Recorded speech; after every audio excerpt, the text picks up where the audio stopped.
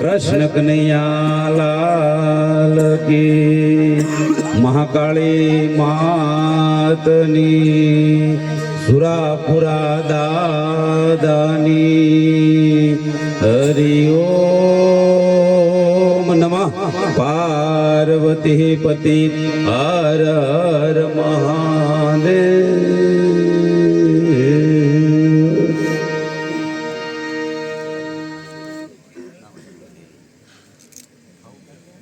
બેરાજાની ધરતી સુરાપુરાનું સાનિધ્ય અને સુરાપુરાના પટાંગણમાં આજનો આ કાર્યક્રમ સંતવાણી એમાં તમામ કલાકારોએ પોતપોતાની કલા વ્યક્ત કરી થોડો કે હલો તમામ કલાકારે પોતપોતાની કલા વ્યક્ત કરી હું પણ આવા પ્રસંગે સાહેબ થોડુંક સાહિત્ય કરવા માટે થઈ અને બેઠો છું। જે કઈ કેવું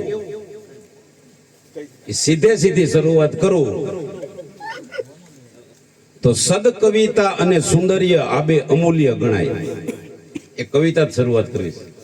સદ કવિતા અને સુંદર્ય આ બે અમૂલ્ય ગણાય પણ બેયને પતિ મતી જો ઈડા મિલે તો કિંમત કોડીની થાય। અહીં તો સદ કવિતા અને સુંદર્ય આ બે અમૂલ્ય ગણાય।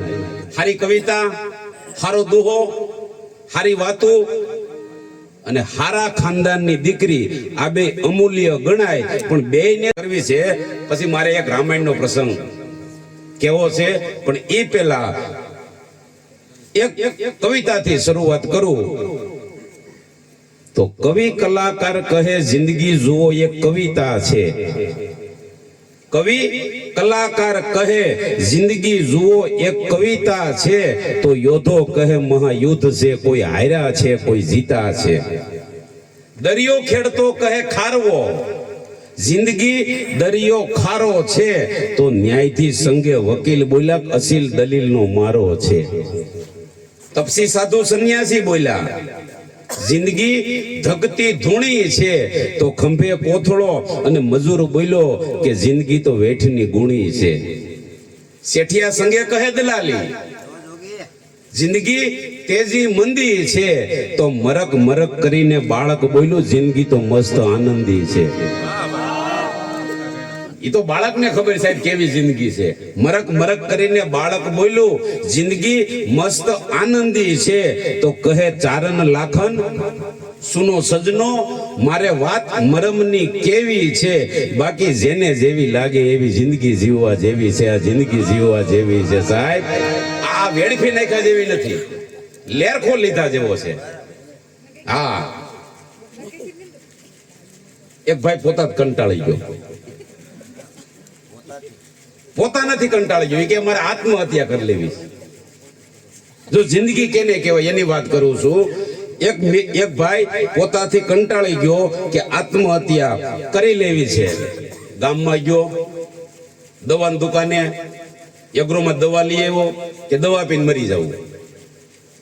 એ દવાની સિંહી લઈ અને ઘીરે આવ્યો, ઢાંકણું ખોલી અને પીવાની તૈયારી કરીને તો વિચાર થયો કે આ ભેળસેળ વાળી હોય નકલી દવા હશે હું પી અને નહીં મરું તો એ ઢાંકણું બંધ કરી દીધું। એ દવાની સિંહ ખિસ્સામાં નાખી દીધી। એ કે હવે હળગી મરવું।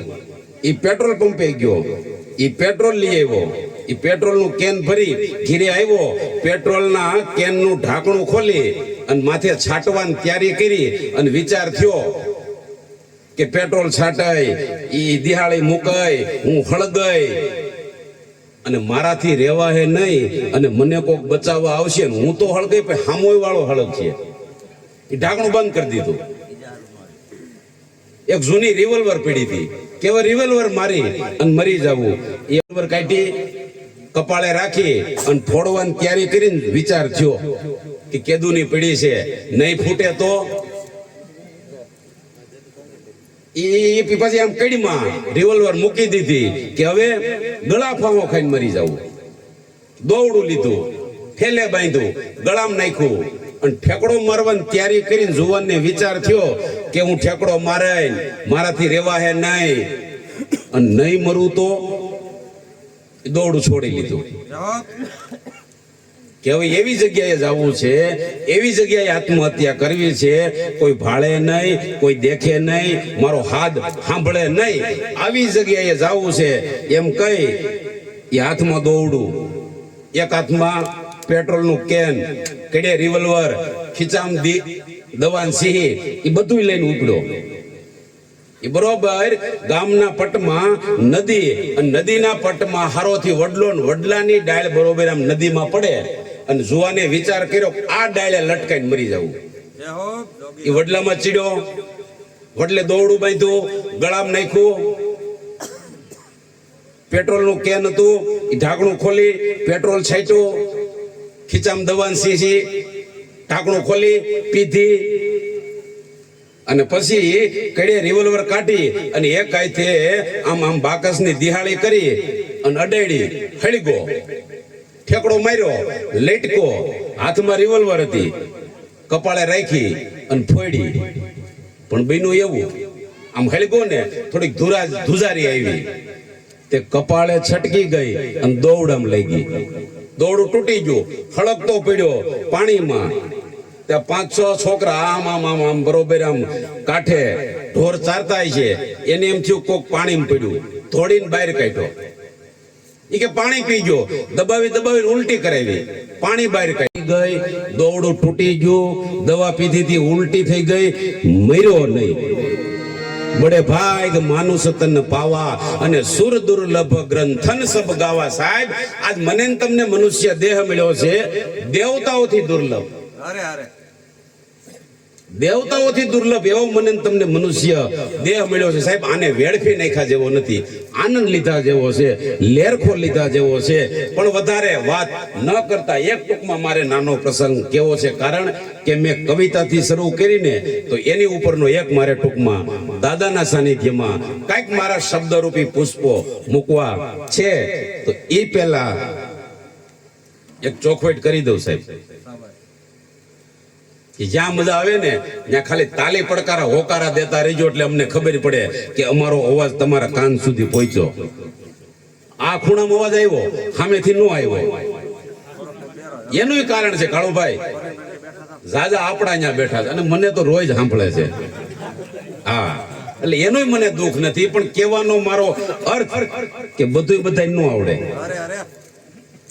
હા, આ મજીરા હતા, નાના મજીરા મને નહોતા આવડતા, મોટા ઘડીક વખાડતો હતો, એટલે બધું બધા ન આવડે. મને આ થોડું ઘણું બોલતા આવડે, ગાતા મૂળ ન આવડે. હા, બધું બધા ન આવડે એમ બધું બધાથી હોતું નથી. અખતરો કરવો, સોનિયા ગાંધી આખો દેશ હકાવી કે એને ભેં દોતા ન આવડે, એને બેહાડો ડોબાય છે, ડોકા પાડતા ન આવડે, એટલે બધું બધા ન આવડે. મને થોડું ઘણું બોલતા આવડે, ગાતા મૂળ ન આવડે, એટલે જ્યાં મજા આવે ત્યાં તાલી પડકારા હોકારા દેતા રહીજો, એટલે અમને ખબર પડે કે દૂધ દોણામાં જાય છે. હા, પણ મારે એક કવિતાથી શરૂઆત કરવી છે દાદાના સાનિધ્યમાં. દાદા તો સાહેબ હાજરા હાજર છે, એ તો જેને ઓળખા એને ખબર હોય સાહેબ. નગર પારસને ઘણાય કે ફૂટેથી બહાર કાઢે સાહેબ, એનું શું પ્રમાણ હોય? આથી મોટું બીજું કયું પ્રમાણ હોઈ શકે? હે, દાણા લઈને દાદા આમ પ્રગટ થાય એટલે આપણે એને કહીએ કે ભાઈ કોણ? આનું પ્રમાણ ન હોય સાહેબ, આ પ્રમાણ છે. હાથ ફૂટે બહાર આવ્યા સાહેબ, આનેથી બીજું કયું પ્રમાણ હોઈ શકે સાહેબ? જોરદાર તાલીઓથી વધાવી લ્યો. હા, પ્રમાણ હોય. સાવરકુંડલાના મેપાવણકરને જેથી ભગવાન મળ્યા, વાવડો વાત લઈ ગયો કે મેપાવણકરને ભગવાન મળ્યા, મેપાવણકરને ભગવાન મળ્યા, મેપાવણકરને ભગવાન મળ્યા. અને ઈ વાવડો વાત ભાવનગરના કાન સુધી પહોંચી સાહેબ. ભાવનગર મહારાજના કાન સુધી વાત પહોંચી, અને ભાવનગર મહારાજે વિચાર કર્યો કે મેપાવણકરને ભગવાન મળ્યા, સાચું હોય છે. સારો એવો કાફલો લઈ અને ભાવનગર મહારાજ મેપાવણકરના આંગણે આવીને જેથી ઉભા, અને ભાવનગર મહારાજે હાથ કર્યો, મેપા તને ભગવાન મળ્યા? મેપો બહાર આવ્યો, કે હા મન મળ્યા, સ્પષ્ટ શબ્દમાં કહી દીધું, હા મન મળ્યા. તને ભગવાન મળ્યા કે હા. આનું પ્રમાણ હું, આનું પ્રમાણ હું. અને તેદી મેપા વણકરે કીધું તું કે 18 પાદર નો ધણી વગર આમંત્રણે મારે આંગણે આવીને ઉભો ને એનું પ્રમાણ. આથી બીજું કયું પ્રમાણ હશે? 18 પાદર નો ધણી તમને કરોડપતિ બોલાવે તોય તમે ન જાઓ. એક નાનામાં નાના માણસના આંગણે આવીને જેથી તમે ઉભા ને એ જ એનું પ્રમાણ. આથી મોટું પ્રમાણ ન હોઈ શકે. તો એવા દાદાના સાનિધ્યમાં એક ટૂંકમાં મારે પ્રસંગ કેવો છે. મહારાણા ભોજ અને કાલિદાસ આમ ઉજ્જૈન નગરીની બહાર નીકળ્યા એટલે મહારાણા ભોજે કીધું, કવિરાજ તમે આ કવિતાની, આ દુહાની, આ છંદની આ વાતો કરતા હોય તો હું તમને એમ કહું કે કવિતા ગમે ત્યારે બને. કવિરાજે કીધું, પ્રભુ મહારાજ કવિતા તો ગમે ત્યારે બને. કે ગમે ત્યારે બને કે હા. તો સામેથી જે 4 બાઈઓ હાલી આવે છે એની ઉપર કવિતા બનાવો. 4 બાઈઓ જે માથે પાણીના બેડા લઈને હાલ્યું આવે છે એની ઉપર કવિતા બનાવો. અને તઈ કવિરાજે કીધું, મહારાજ એમ કવિતા ન બને. કવિતાને ઉભા આધાર જોઈએ. આધાર વગરની કવિતા ન બને. નામ ઠામ ઠેકાણું ગામ જ્ઞાતિ કાઈ પણ પૂછી આવી ગયો તો કવિતા બને. અને તઈ મહારાણા ભોજે એક વ્યક્તિને મોકલો. એ 4 બાઈઓનું નામ ઠામ ઠેકાણું પૂછી અને વ્યક્તિ આવ્યો અને એટલું કીધું, મહારાજ એ 4 બાઈઓ છે ને નોખ નોખી જ્ઞાતિની છે. એક વણઝારણ, એક હુતારણ, એક કુંભારણ અને ખોનારણ. એક વણઝારણ ઘીરેથી, એક કુંભારને ઘીરેથી, એક હુતારને ઘીરેથી અને એક ખોનીને ઘીરેથી. આ 4 બાઈઓ નોખ નોખી જ્ઞાતિની છે. અને તઈ મહારાજે કીધું, કવિરાજ બનાવો દોહો, બનાવો. એટલે કવિરાજે કીધું કે બંજારી રહેશે નહીં, રહેશે સુતારી. કે ઉભા રહ્યો કવિરાજ, ઉભા રહ્યો. હવે દોહો જે ઉપડ્યો છે એમને ઉપડવો જોઈએ. દોહાનો ભંગ ન થવો જોઈએ.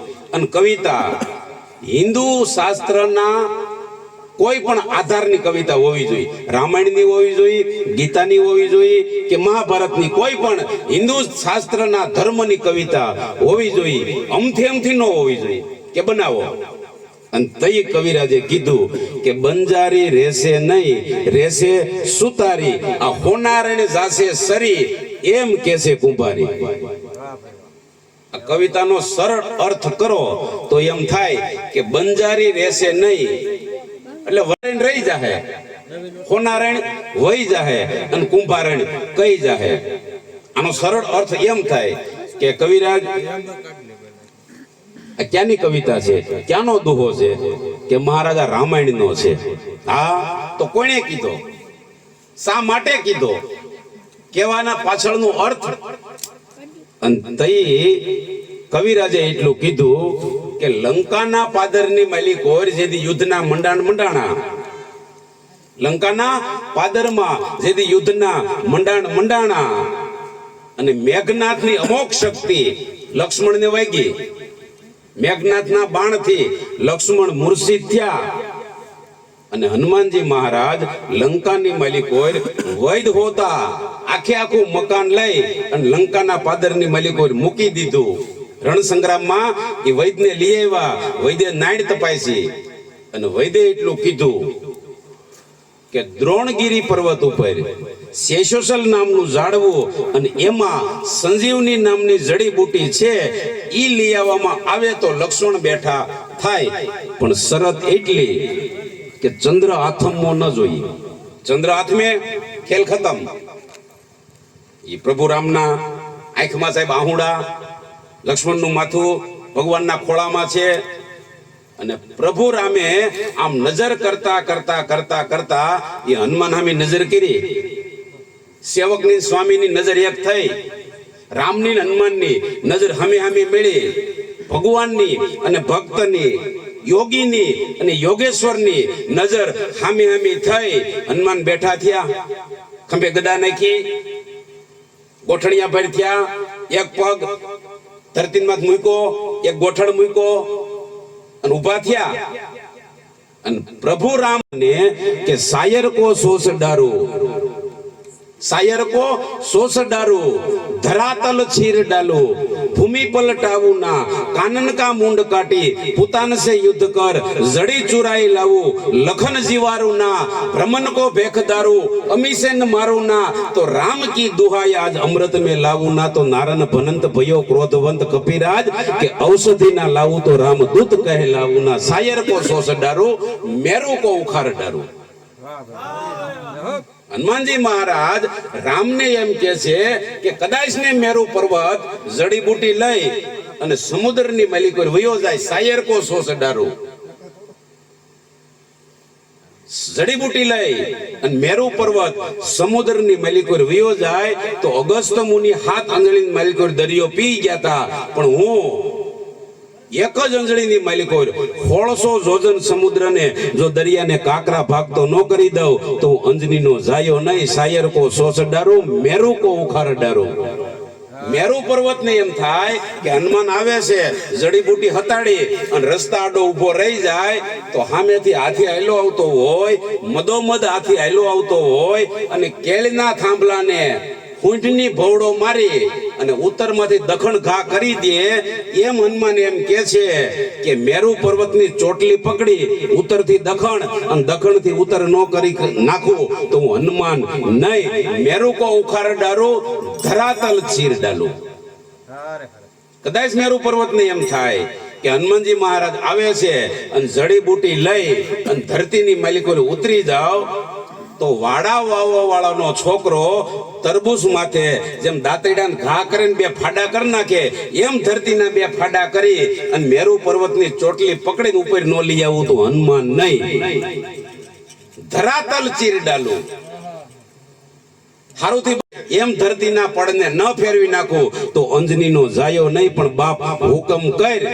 અને તેદી રામે આંખો વીચી અને આમ મુંડી કરી અને હનુમાન ઉડ્યા. પછી આપણે એમ કહીએ છીએ તો સાંભળ્યું છે, જોયું છે ને વાંચ્યું છે કે હનુમાન જડીબુટી લેવા ગયા, પાંદડા ઓળખી નો ગયા, રાવણે પાંદડે પાંદડે દીવા કર્યા હતા એટલે આખે આખો ડુંગરો લઈ આવ્યા, પાંદડા ઓળખી નો ગયા એટલે આખે આખો ડુંગરો લઈ આવ્યા. આવું કઈ નહોતું સાહેબ. હનુમાન તો હનુમાન છે, બુદ્ધિમતામ અગ્રણ્યમ, બુદ્ધિશાળીમાં બુદ્ધિશાળી હોય તો એ હનુમાન છે. હનુમાનને ખબર હતી કે આ લંકાનું પાદર છે ને રાવણ હારે બાંધણું થયું છે. આજ લક્ષ્મણ ઘાયલ થયા, કાલ નલ નીલ સુગ્રીવ થાય, પ્રમદી જાબુવન થાય તો રામ એમ કે જા હનુમાન તે પાંદડા જોયા, જા હનુમાન તે પાંદડા જોયા, જા હનુમાન તે પાંદડા જોયા. તો આખે આખો ડુંગરો ઉપાડી લંકાન પાદરની માલિક પર મૂકી દો, વૈદ છે એ પાંદડા ચોળે રાખે, દવાયું બનાવી રાખે, ઘા રૂજાવે રાખે. આપણે તો ધક્કા નહીં. હા, કારણ કે બુદ્ધિમતામ અગ્રણ્યમ. મહાત્મા તુલસીદાસજીએ રામાયણમાં હનુમાનજી મહારાજને બુદ્ધિશાળીનું પદ્મ આપ્યું છે, બુદ્ધિશાળીનો ઇલકાબ આપ્યો છે. બુદ્ધિશાળી હતા હનુમાન. અને પછી એમ કહેવાય કે હનુમાન છે એ આખે આખો ડુંગરો લઈ આવ્યા, લંકાન પાદરની માલિક પર મૂક્યો, વૈદે એમાંથી પાંદડા ગોઈતા, ચોળ્યા, દવા બનાવી, લક્ષ્મણના ઘા માથે દવા રેડી અને લક્ષ્મણ બેઠા થયા. અને ફરીવાર લક્ષ્મણનું અને મેઘનાથનું જ્યારે યુદ્ધ થયું અને લક્ષ્મણના બાણથી મેઘનાથ મરાણો અને તાતો સાહેબ એ હોપો પડી ગયો લંકાની માલિક કે મેઘનાથ મરાણો, મેઘનાથ મરાણો, મેઘનાથ મરાણો. અને એમાં મેઘનાથના ઘેરેથી બાઈ સુલોચના રુદન આરંભ કર્યું, પણ એટલું બધું ભયંકર રુદન હતું, મણિયું મળી ગઈ હતી ખરવા, એટલું ભયંકર રુદન હતું. અને તઈ રાવણે મનોદરીને એટલું કીધું કે આ બાઈનું રુદન બંધ કરાવો, આ બાઈનું રુદન બંધ કરાવો, કાલ સવારે લંકામાં કોઈ લડવા તૈયાર નહીં થાય. અને મહારાણી મનોદરી રાવણના મહેલના પગથિયા ઉતરી અને સુલોચનાને દિલાસો દેવા માટે થઈ અને એ છાની રાખવા માટે થઈ અને લંકાની મહારાણી મનોદરી ગઈ અને સુલોચનાના હાડલાના છેડે હાથ મૂકી અને એટલું કીધું કે દીકરી છાની રે. સાંભળજો, હવે મારે જે કઈ અર્થ કરવો છે, દીકરી છાની રે. અને તઈ સુલોચનાએ એટલું કીધું કે ઇન્દ્રને જીતવા વાળો મારો પતિ આજ લંકાના પાદરમાં પોટી ગયો છે ને તમે એમ કહો છો છાની રે કે હા બેટા તું ભાગશાળી છો ને એટલા માટે થઈને કહું છું તું છાની રે ભાગશાળી મારો ચૂડો નંદવાઈ ગયો મારો હેથો પહાઈ ગયો અને તમે એમ કહો છો ભાગશાળી કે હા દીકરી ભાગશાળી તો છો પણ મારાથી ભાગશાળી છો એટલા માટે થઈને કહું છાની રે મારાથી ભાગશાળી છો કે તમારાથી કે હા કેવી રીતે અને તેદી લંકાની મહારાણી મંદોદરી એટલી બોલ્યું તું કે આજ તને છાની રાખવા વાળી લંકાની મહારાણી ઊભી છે આજ તને છાની રાખવા વાળી લંકાની મહારાણી ઊભી છે આજ તું રુદન કરીશો ઈ રુદન હું કાલ કરતી છું સમજાય ને જેમ તું રુદન કરીશો એમ કાલ હું રુદન કરતી છું અને તને છાનું રાખવા વાળી લંકાની મહારાણી ઊભી છે અને જેથી હું રુદન કરતી છું ને તેથી લંકાની માલિકો કોઈ નહીં વધ્યું એટલા માટે તને કહું છું તું મારાથી ભાગશાળી છો છાની રે છાની રાખી અને મહારાણી પાછા ફર્યા એ મેઘનાથના પગથિયા ઉતરતા હતા અને સામેથી કુંભકર્ણના ઘેરેથી બાઈ ઈ પણ દિલાસો દેવા માટે થઈ આવતી હતી અને સામેથી કુંભકર્ણના ઘેરેથી બાઈ આવે અને અહીંથી છાની રાખી અને મંદોદરી એ પગથિયા ઉતરતી હતી બે દેરાણીઓ જેઠાણીઓ એ મેઘનાથના ફળિયાની માલિકો જેથી ભેગ્યું થયું અને તેદી કવિરાજે કીધું કે મહારાજ આ દોહો તેદી ગવાણો આ દોહો લંકાના પાદરની માલિકો મેઘનાથના ફળિયાની માલિકો ગવાણો અને કેવી રીતે અને એને ફોલવો પાડતા એમ કે છે કે બંજારી રહેશે નહીં રહેશે સુતારી બંજારી એટલે વનમાં રહેવા વાળી સીતા બંજારી રહેશે નહીં વનમાં રહેવા વાળી સીતા કુંભકર્ણના ઘેરેથી બાઈ એમ કે છે કે બંજારી રહેશે નહીં સીતા નહીં રહે ધરતીની પુત્રી છે ધરતીમાં હમાઈ જાય સીતાના સપના જોવાના રહેવા દ્યો કદાચ રામ રાવણનું યુદ્ધ થાહે અને કદાચ રાવણ યુદ્ધ જીતી જાય તો સીતા તમારા હાથમાં નહીં આવે કારણ કે ધરતીની પુત્રી છે એ ધરતીની માલિકો હમાઈ જાય સીતા તમારી નહીં રહે બંજારી રહેશે નહીં રહેશે શું તારી હું રહે રહેશે શું તારી લંકા રહે લંકાના માનવીઓ રહે इज्जत रहे आबरू रहे रहे શું તારી